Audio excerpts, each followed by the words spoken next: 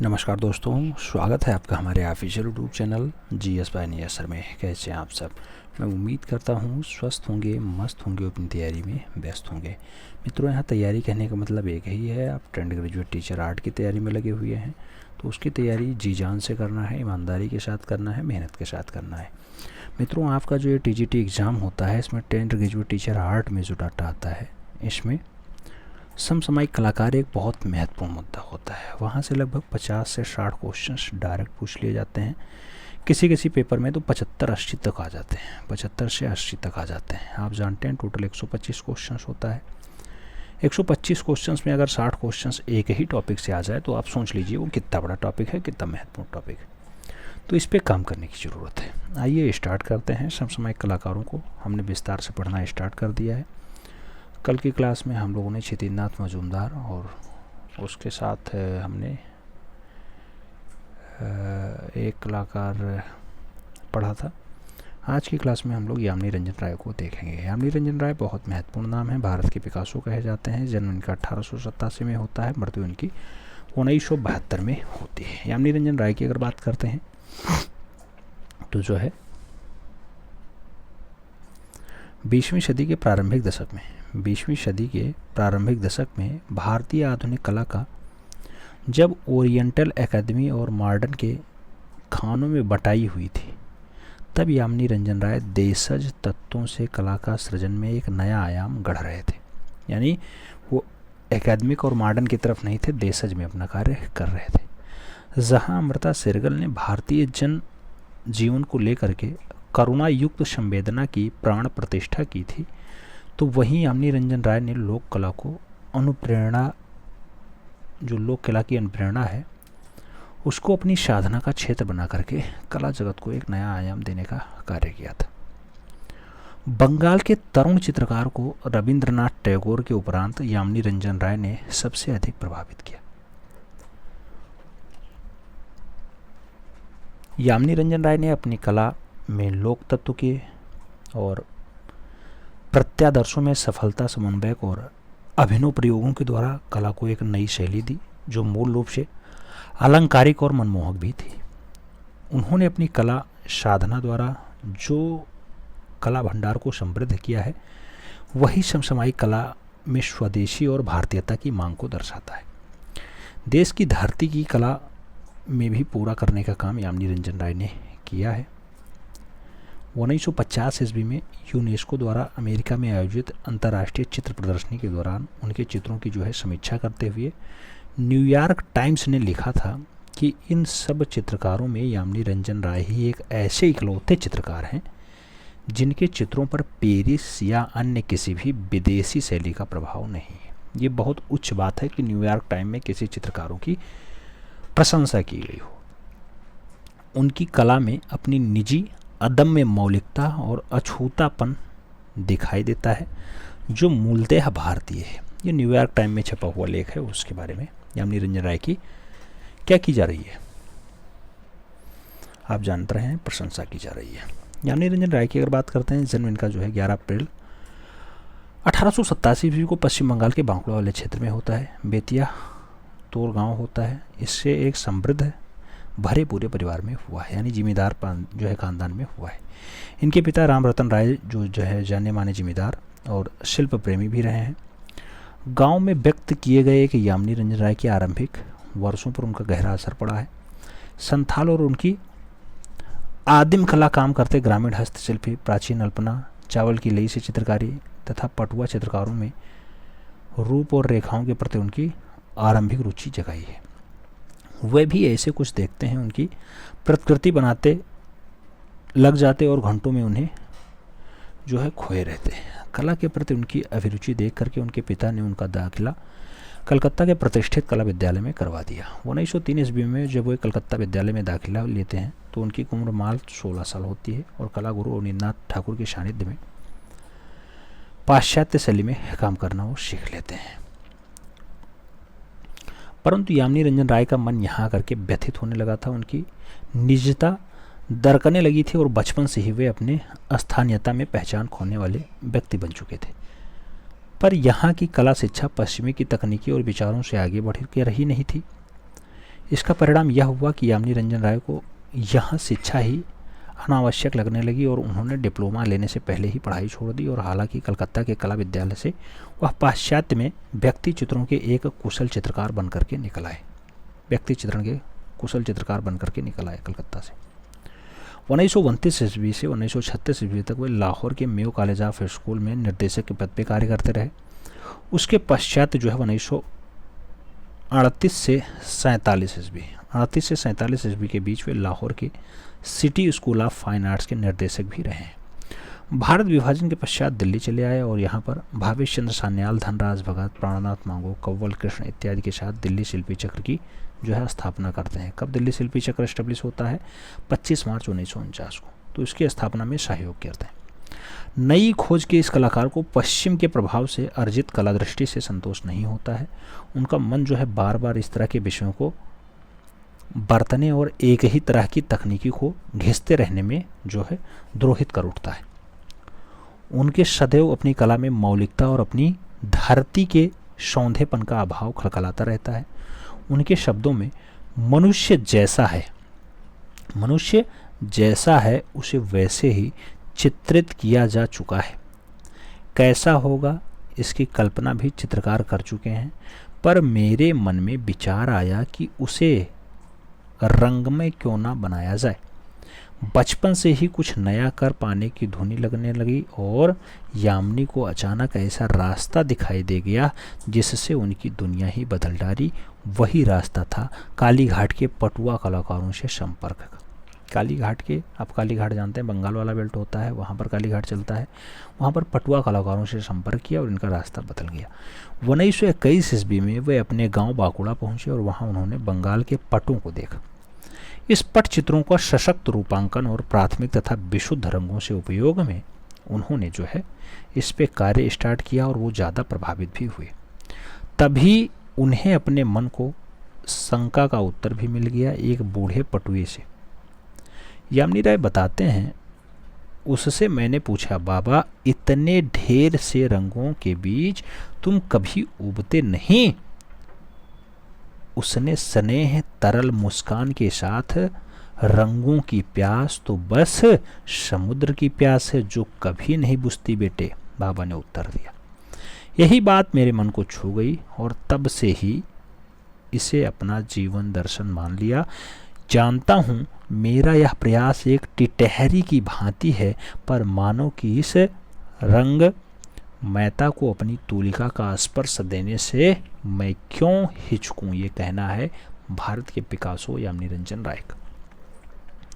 इसके बाद वह बंगाल के लोक तत्वों, प्रतीकों और प्रत्यादर्शों को लेकर के प्रयोग करने लगे और अब तक जिसे पाश्चात्य शैली में काम करते आ रहे थे उसे बिल्कुल बंद कर दिया। वे चाहते तो व्यक्ति चित्रों का चित्रण करके अच्छा धन कमा सकते थे, व्यक्ति चित्रों का चित्रण करके बढ़िया धन कमा सकते थे, साथ साथ अपने प्रयोग भी करते रह सकते थे, लेकिन नहीं, उनका विश्वास तो सर्वस्त्र दे करके सर्वस्व प्राप्त किया जा सकता है, ऐसे में था।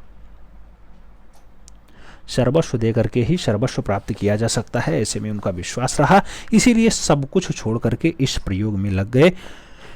और प्रयोग तो समय और साधना चाहता है, चाहे वह किसी भी क्षेत्र का हो और किसी भी तरह का क्यों ना हो। बिल्कुल सही बात लिखी हुई। मितव्यता के साथ सपाट रंगों और सीमित रेखांकों के उपयोग को लेकर के वह दसियों वर्षों के प्रयोगों और प्रयासों के बाद कहीं अपनी शैली को विकसित कर पाए।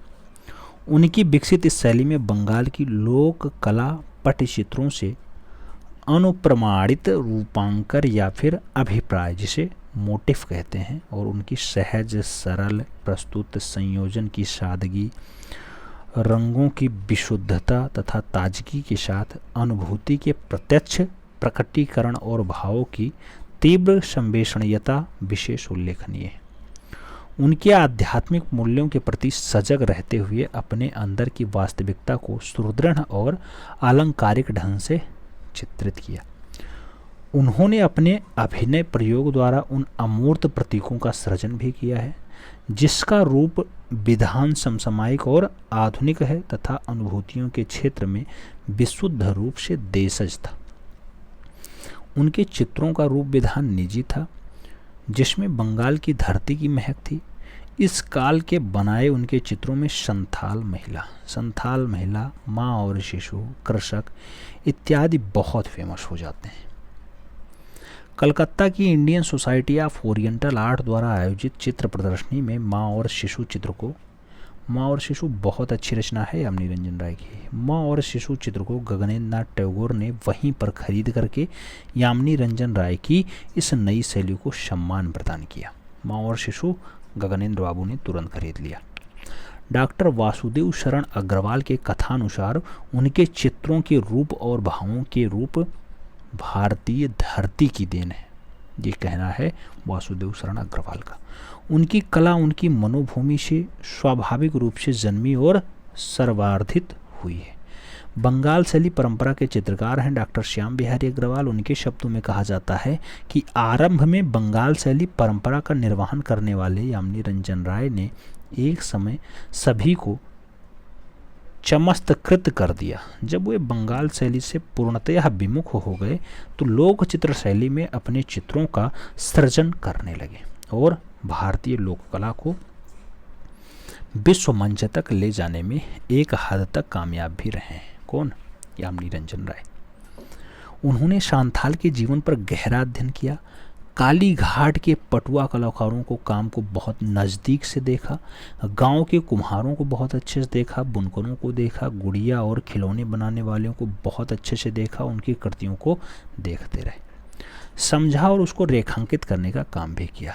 बंगला के कांथा और अल्पनाओं के गुणों को भी आत्मसात करने का काम किया तथा भारतीय परंपरा में रची बसी अस्मिता की छवि को नाता जोड़ते अपनी कला को जीवन की कला बनाया, जिससे अपने देश की मिट्टी की गंध के साथ लोक स्पंदित जीवन भी हो सके।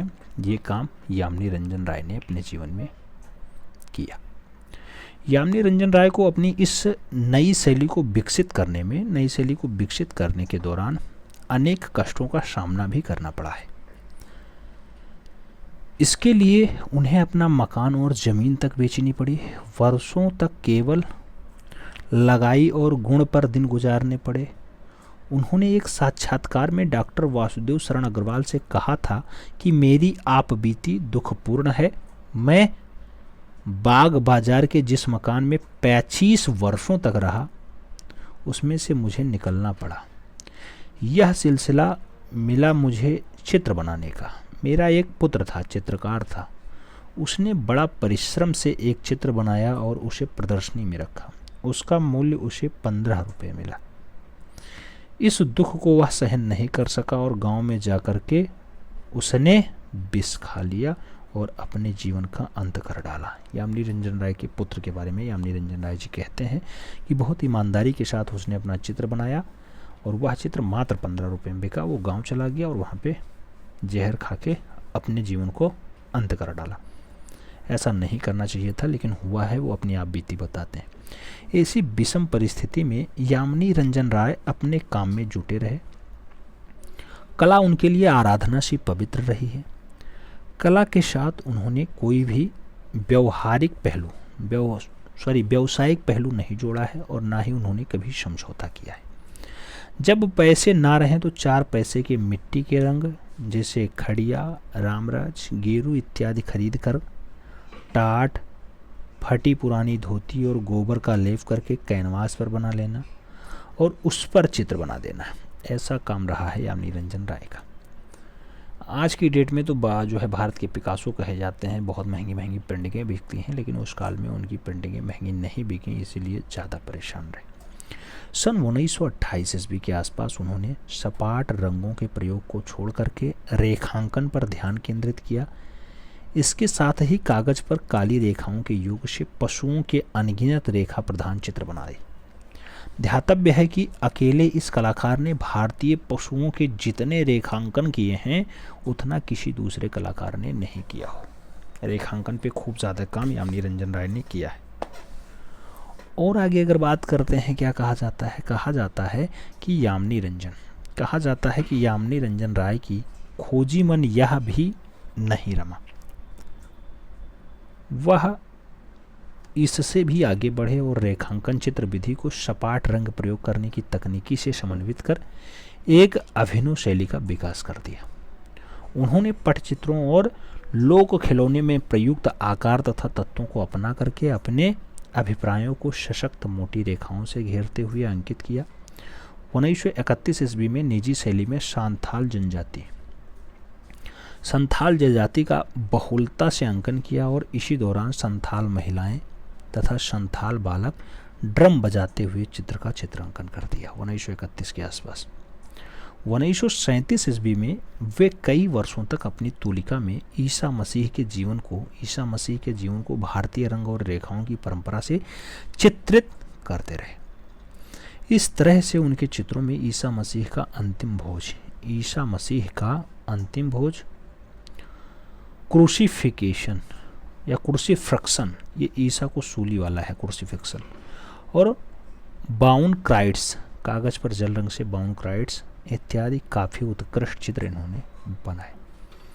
1940 ईस्वी आते आते उनके बाद उन्होंने बिल्लियों के चित्र बनाए, केकड़ों के बनाए, मछली का बनाया, लोमड़ी का बनाया, हाथी का बनाया, तो ये बहुत सारे चित्र बना दिए। अंतिम समय में फिर एक बार सरल और सीमांत रेखा और सपाट रंगों पर लोटे और मिट्टी और काष्ठ मूर्तियों की रचना भी की। उनकी आकृतियों में कालीघाट पटचित्रों के साथ साथ विष्णुपुर के जोर बांग्ला मंदिर की पकाई मिट्टी के फलक यानी जिसे टेराकोटा टाइल्स कहा जाता है उसका भी प्रभाव पड़ा है।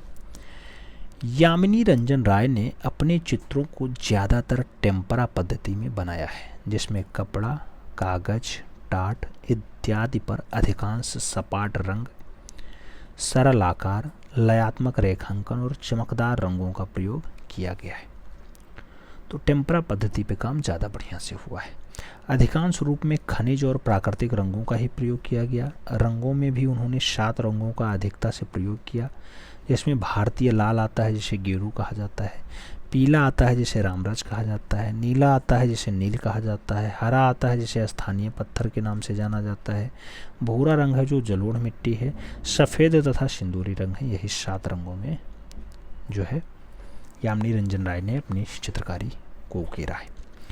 कैनवास को वह अपने घर पर ही काते धागे से तैयार कपड़े पर जलोढ़ मिट्टी तथा गोबर के घोल से पोत करके तैयार कर लेते थे। यामिनी रंजन राय ने यूरोपीय शैली को प्राचीन और समसामयिक कला प्रवृत्ति का अध्ययन किया तथा मध्ययुगीन यूरोपीय इंस्टॉलेशन यानी कथानक चित्रण की प्रवृत्ति को भी गहराई से समझा और परखा भी था। इसलिए उनके चित्रों को गंभीरतापूर्वक देखने पर सुहरावर्दी के अनुसार ज्ञात होता है कि यामिनी रंजन राय ने पिकासो के ग्रीक पीरियड जैसी रेखाओं को शास्त्रीय शुद्धता को अपना करके लोक कला की विरासत को रूपांतरित करने का काम किया और इकहरे रंगों की रेखाओं में प्रयोग किया तथा अन्य दूसरी आकर्षित विधियों को अपना करके उसे समृद्ध किया। इसी प्रयोगशाली और मौलिकता के कारण कुछ कला विद्वानों ने यामिनी रंजन राय को भारत का पिकासो कहा।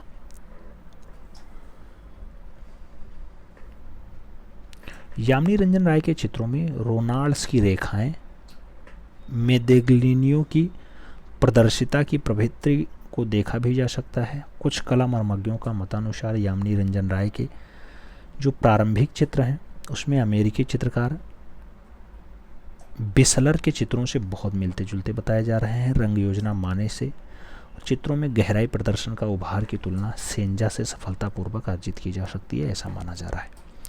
सौंदर्यांकन में उनके चित्र जो है वैन गॉग के समकक्ष हैं और भाव में आकर्षण के समावेश के लिए डेरियन के समकक्ष ठहराते हुए बताए जा रहे हैं। फ्रांसीसी कला समीक्षक ए हार्वे मेंसा ने उन्हें महान कलाकार की श्रेणी में रखते हुए उनकी तुलना मातिस से की है। किसने? ए हार्वे मेंसा ने यामिनी रंजन राय की तुलना मातिस से की है। यूरोप के कई अन्य कला समीक्षकों ने उन्हें भारतीय कला का पैगंबर भी कहा। ये खूब पूछा जाता है, भारतीय कला का पैगंबर या फिर भारत का पिकासो, तो यामिनी रंजन राय को ही कहा जाता है।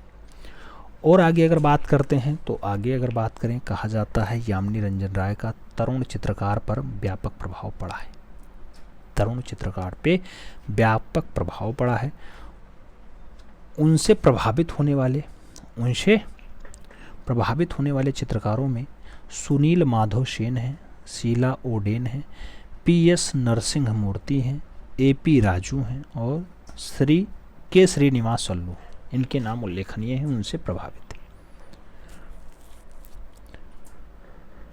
यामिनी रंजन राय अन्य महत्वपूर्ण चित्रों में बाउल साधु, रामायण, कृष्णलीला, रथ यात्रा, भेंट, बैठी हुई महिला, सीता की अग्नि परीक्षा, टैगोर और गांधी, राम भक्त हनुमान, दिल्ली, तीन योद्धा, नीला बालक, प्रार्थना, कृषक, राम लक्ष्मण और सीता, गोपिनी, कृष्ण और गोपी, बाउल ग्रुप, तीन पुजारी ने खूब पूछा जाता है, किंग एंड क्वीन, मैं भोला भाला, हैंड ऑफ संथाल और तीन औरतें बहुत फेमस हैं, जिसमें तीन औरतें, कृष्ण गोपी, तीन योद्धा, तीन पुजारी ने, बाउल डांस और रामायण, ये सब बहुत अच्छे से पूछी जाती हैं। इन रचनाओं को याद रखना है, दिमाग में बिठा के रखना। और आगे अगर बात करते हैं, उनके चित्र आज विश्व के अनेक संग्रहालयों में बिखरे पड़े हुए हैं। राष्ट्रीय आधुनिक कला संग्रहालय नई दिल्ली में यामिनी रंजन राय के 20 चित्र आपको मिल जाएंगे, सुरक्षित हैं। पक्षी के साथ पुरुष, ये कपड़े पर टेम्परा माध्यम में है। लोहार प्लाई बोर्ड पर तैयार किया गया है, तैलीय रचना है। ढोल वादक कपड़े पर टेम्परा में है। क्रास के साथ ईसा कपड़े पर टेम्परा में है, मिल जाएगी आपको। ईसा सूली की अगर बात हो तो ईसा सूली पर है, कपड़े पर टेम्परा माध्यम में बनाई गई है, आधुनिक कला संग्रहालय नई दिल्ली में मिल जाएगी। ईसा मसीह और बालक कपड़े पर टेम्परा माध्यम में है, मिल जाएंगी। तीन पुजारी ने कपड़े पर टेम्परा माध्यम में है, मिल जाएंगी। मदर एंड चाइल्ड बहुत अच्छी रचना है, कैनवास पर टेम्परा माध्यम में है, मिल जाएगी। यामिनी रंजन राय की रचना नई दिल्ली में आधुनिक कला संग्रहालय में। कृष्ण और बलराम कैनवास पर टेम्परा माध्यम में है। बंगाली स्त्री कैनवास पर टेम्परा माध्यम में है, मिल जाएगी। बाघ पर रानी कैनवास पे टेम्परा माध्यम में है, मिल जाएगी। मिस्त्री की उड़ान कपड़े पर टेम्परा माध्यम में है, मिल जाएगी। माँ और शिशु की अगर बात होती है, कैनवास पे तेल रंग के माध्यम में बनाई गई है, मिल जाएगी। संथाल वाला कैनवास पे तेल रंग से बनाई गई, जबकि पक्षी जो है कागज पर टेम्परा माध्यम से बनाई गई रचना है। उसके साथ बिल्ली और झींगा रचना कागज पर टेम्परा माध्यम में है, आपको राष्ट्रीय आधुनिक कला संग्रहालय नई दिल्ली में मिल जाएगी। काला घोड़ा पूछा जाता है, कागज पर टेम्परा माध्यम में है, यामिनी रंजन राय की रचना मिल जाएगी। सांड कागज पर टेम्परा माध्यम में है। यशोदा और कृष्ण कागज पर टेम्परा माध्यम में है। संथाल कन्या प्लाई बोर्ड पर बनाई गई है, टेम्परा माध्यम में है, और ये आपको मिल जाएगी राष्ट्रीय आधुनिक कला संग्रहालय नई दिल्ली में। बात करते हैं अन्य चित्रों की, तो 6 चित्र उनके, जैसे बाउल तेल चित्र है, हर कुमार सरकार, राम, सीता लक्ष्मण, सोने का हिरण, ये कैनवास पे जल माध्यम में है। मुखड़ा कागज पर जल रंग में है और 3 महिलाएं कागज पे टेम्परा माध्यम में है। यूरोपीय लेडी का प्रतिरूप, ये कागज पे जल रंग में है और भारतीय संग्रहालय कोलकाता में ये 6 चित्र आपको आज की डेट में दिखाई दे जाएंगे। उनके 4 चित्र, जैसे घोड़ा की बात हो टेम्परा माध्यम में है, 2 काली बिल्लियों की बात हो टेम्परा माध्यम में, माँ और शिशु की बात हो टेम्परा माध्यम में, संगीतज्ञ की बात हो टेम्परा माध्यम में। यह राष्ट्रपति भवन संग्रहालय आपको दिखाई देगा, ये नई दिल्ली में मिलेंगे ये 4 चित्र हैं, घोड़ा, 2 काली बिल्ली, माँ और शिशु और संगीतज्ञ। उसके साथ 3 चित्र कहाँ पे हैं? इनके 3 चित्र हैं बेड़ी श्रृंगाल, जो यशोदा और कृष्ण है, ये टेम्परा माध्यम में है, और साथ में हाथ की कप के लिए स्त्री, हाथ में कप लिए हुए स्त्री, ये चित्र आपको कहाँ दिखाई दे जाएगा? बेड़ी श्रृंगार, यशोदा और कृष्ण, और उसके साथ हाथ में कप लिए स्त्री, प्रयागराज संग्रहालय प्रयागराज में आपको दिखाई दे जाएगा। यामिनी रंजन राय की रचना है, अगर आपको देखना है आप जाकर के वहाँ देख सकते हैं। यामिनी रंजन राय को कला में उनके योगदान के लिए अनेक पुरस्कारों और सम्मानों से भी अलंकृत किया गया है। 1954 ईस्वी में यामिनी रंजन राय को भारत सरकार ने पद्म भूषण दिया। कौन सा? पद्म भूषण अलंकृत किया। पद्म भूषण से सम्मानित होने वाले वे भारत के पहले कलाकार बने। 1955 में ललित कला अकादमी नई दिल्ली ने उन्हें रत्न सदस्यता यानी फेलोशिप दिया और उनका थोड़ा सा सम्मान किया, सम्मान बढ़ाया। यह सम्मान पाने वाले वे पहले कलाकार बने, यानी ललित कला अकादमी का फेलो नियुक्त होने वाले पहले कलाकार कौन है? यामिनी रंजन राय। रचना युक्त दुर्बलता से पीड़ित इस मूर्धन्य कलाकार का 85 वर्ष की उम्र में 24 अप्रैल 1972 को कलकत्ता में निधन हो जाता है। लंबी कला साधना करने वाले इस महान कलाकार की भौतिक उपस्थिति चाहे अब ना रहे, परंतु अपनी कृतियों के जरिए यामिनी रंजन राय भारतीय आधुनिक कला में अपने नौपेशीय प्रतिभा भारतीय आधुनिक कला में अपनी नवेशी प्रतिभा और नवाचार के लिए हमेशा याद किए जाते रहेंगे। यामिनी रंजन राय की कृति और व्यक्तित्व पर आधारित पोर्ट्रेट्स ऑफ पेंटर शीर्षक से एक फिल्म 1990 के दशक में देवदत्ता राय ने बनाई थी। यह फिल्म उनके चित्रों के चटक, रंग और भाव भंगिमाओं के प्रयोग को सुंदर तरीके से फिल्माया गया। आप जानते हैं भारत के पिकासो कहे जाने वाले यामिनी रंजन राय कितने कष्टपूर्ण जीवन में रहे। आपने पूरी कहानी अच्छे से सुनी, उम्मीद है समझ में आई होगी। जन्म तो आप जानते ही हैं कि 11 अप्रैल को होता है, 1887 की डेट होती है, बांकुरा बंगाल क्षेत्र होता है। मृत्यु आप जानते हैं कि मृत्यु से कोई नहीं बचा है, चाहे वो पोर्ट्रेट ऑफ पेंटर वाले यामिनी रंजन राय हों या फिर कोई अन्य। जो आया है वो जाएगा। तो 24 अप्रैल 1972 को कलकत्ता में इनका निधन होता है 85 ईयर की उम्र में। इन्होंने कितना संघर्ष किया आप जानते हैं, घर परिवार तक बेचना पड़ा हो, घर बेचना पड़ा हो, बच्चे की मृत्यु हो जाए केवल चित्रकारिता के चलते, तो ये सब बहुत दुखद बात है।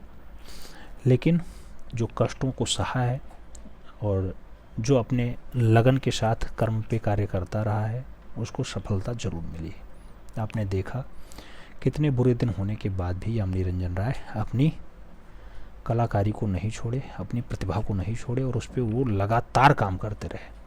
जबकि उनकी बहुत सारी जो है रचनाएं फ्लॉप भी हुई हैं, उसके बाद भी उन्होंने लगातार काम किया।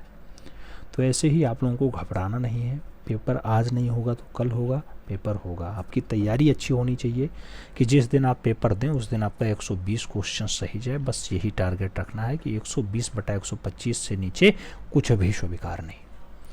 बाकी आप सब समझदार हैं, करते रहेंगे। चलिए मिलते हैं शुरू में, तब तक के लिए दिल से सैल्यूट। जय हिंद।